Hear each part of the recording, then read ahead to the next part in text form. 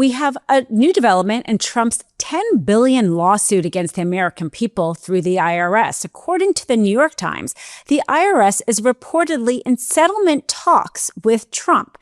The stunning thing about this is not only that they may actually pay Trump or waive audits against him, but they are doing so in the moment that the judge says that she may not even be able to take this case under the Constitution. My name is Dina Doll with the MeidasTouch Network. Let's get into this. Now, Judge Kathleen Williams from the Southern District of Florida, an Obama appointee, raised this issue, whether or not Trump could actually sue the IRS under the Constitution because, of course, Trump appointed the head of the IRS, the Secretary of Treasury, Scott Bessent. And so is there even an adverse conflict? Now, under the Constitution, in order for a court to take the case, the court has to have subject matter constitution. They have to have a case or controversy under Article 3 of the Constitution. Now, there's two different types of jurisdictions that a court has to have to take a case. One is personal jurisdiction. Do they have jurisdiction over you? Do you live in the location that the court has jurisdiction over, or is a company doing business in that area? And then also subject matter jurisdiction. Is this the type of subject that this particular court can oversee?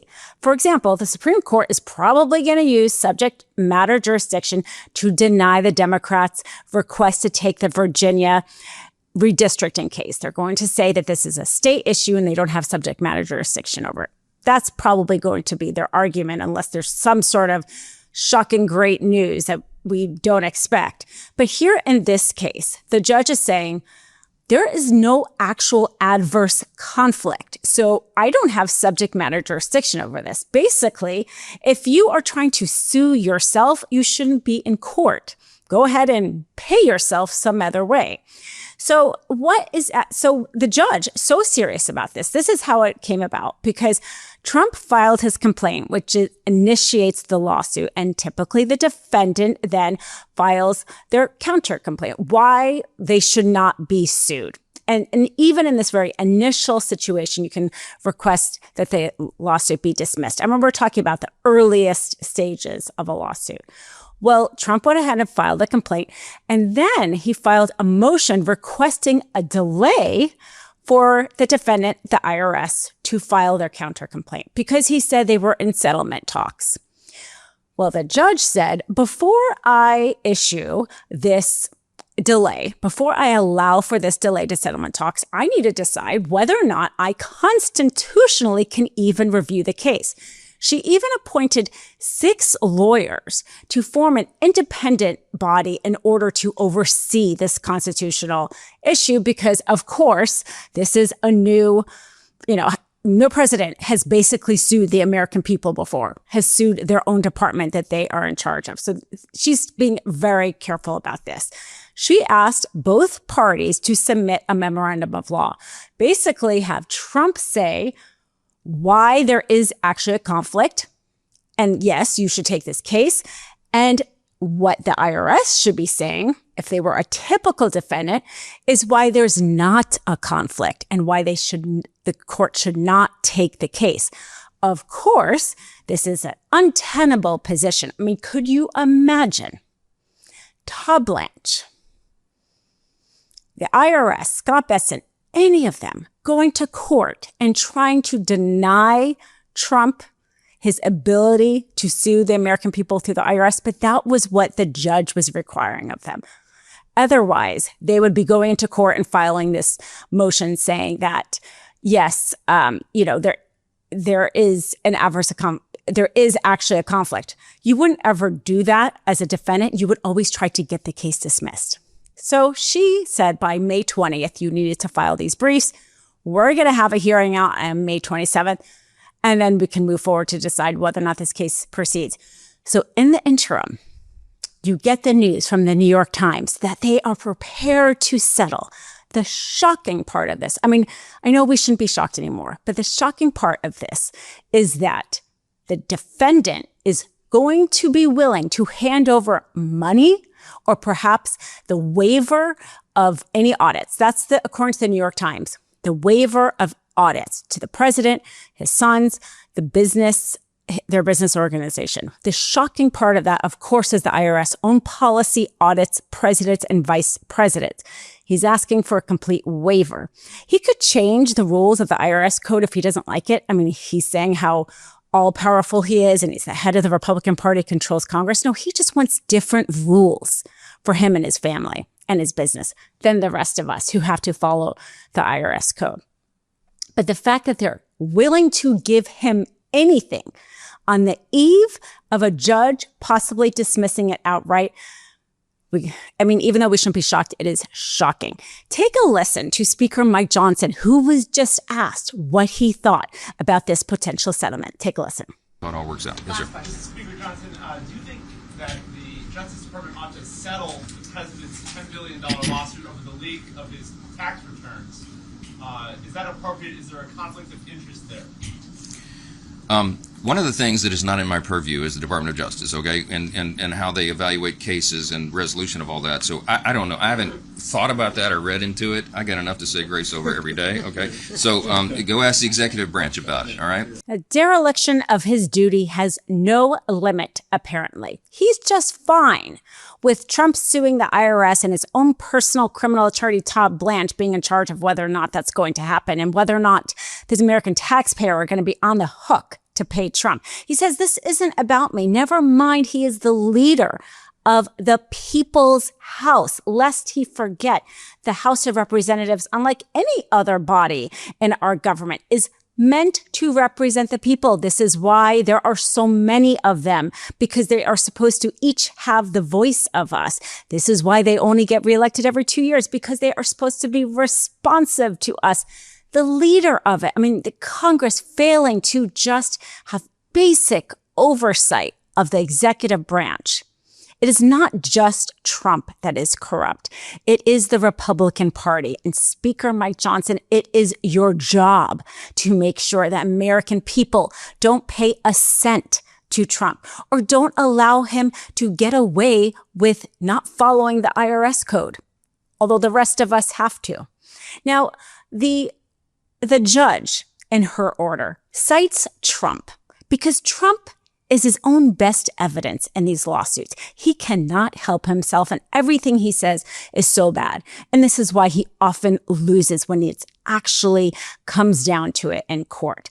Because she points to his quote about she's questioning whether or not there's an actual adverse conflict, and then Trump just goes out and says it to the press that he is settling with himself. And she quotes it in the order. Take a listen. You're suing the IRS. Can you talk a little bit about what it's like to be on both sides of a lawsuit? It's very interesting. I have another one where, I've virtually won the Mar-a-Lago break-in suit. And, I have to work out some kind of a settlement. I'm supposed to work out a settlement with myself.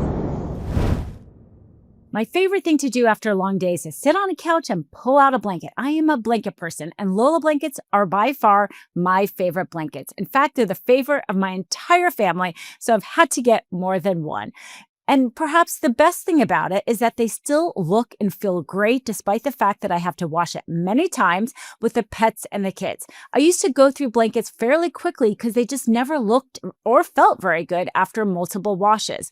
The thing that is great about Lola blankets is that it is double hemmed for durability, so it doesn't pill or shed even after so many washes. And it's crafted with ultra soft luxury faux fur and a signature 4-way stretch that sets it apart.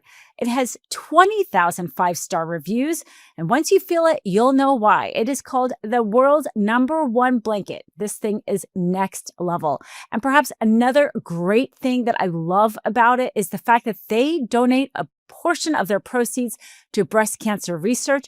And they even have a Blanket for Brave program where they give blankets to people going through treatment.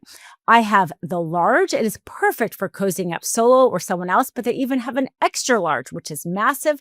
Plus, they have weighted blankets for calming vibes and matching pillows. And right now, for a limited time, our listeners can get 40% off select Lola Blankets products with code MISTRIAL at checkout.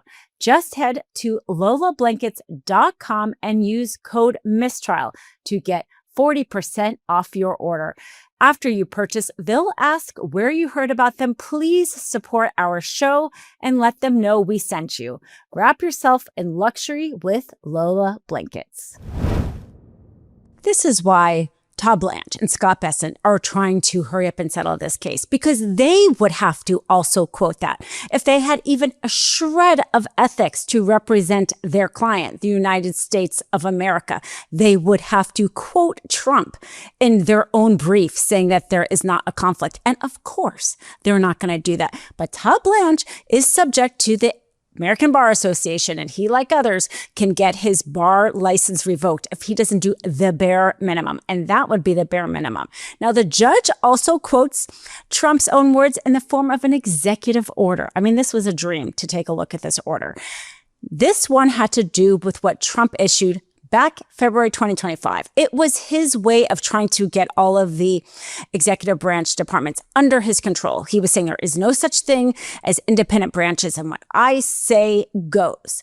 Well, she quotes that as saying this is further proof that this does not have an actual conflict, because basically Trump is suing himself and trying to get the American people to pay it. And the part of the executive order that she quotes, it says, quote, "No employee of the executive branch acting in their official capacity may advance an interpretation of the law as the position of the United States that contravenes the president or the attorney general's opinion on a matter of law." So there you go. Basically, according to the executive order, the Attorney General, Todd Blanche, cannot say that Trump is wrong, that the IRS owes him money. So there is no actual controversy if the Attorney General has to be in lockstep in terms of the interpretation of the law and again, in a litigation. So the judge also pointing to that. So clearly, this is why they're running to try to settle. And the rest of us being on the hook, this is why we are sounding the alarm, trying to get the information out to perhaps stop this before it moves forward, because the last thing the American people need to do is give him 1 cent or a free pass to break our tax laws. If you have not yet subscribed to the MeidasTouch network, be sure to do that. Follow the Mistrial podcast. Listen to us wherever you listen to your podcast. Be sure to check out the Mistrial sponsors in the description below. We have some great sponsors, and I'm always so grateful that they support us without censoring what we have to say. Want to stay plugged in? Become a subscriber to our Substack at MeidasPlus.com. You'll get daily recaps from Ron Filipkowski, ad-free episodes of our podcast, and more exclusive content only available at MeidasPlus.com.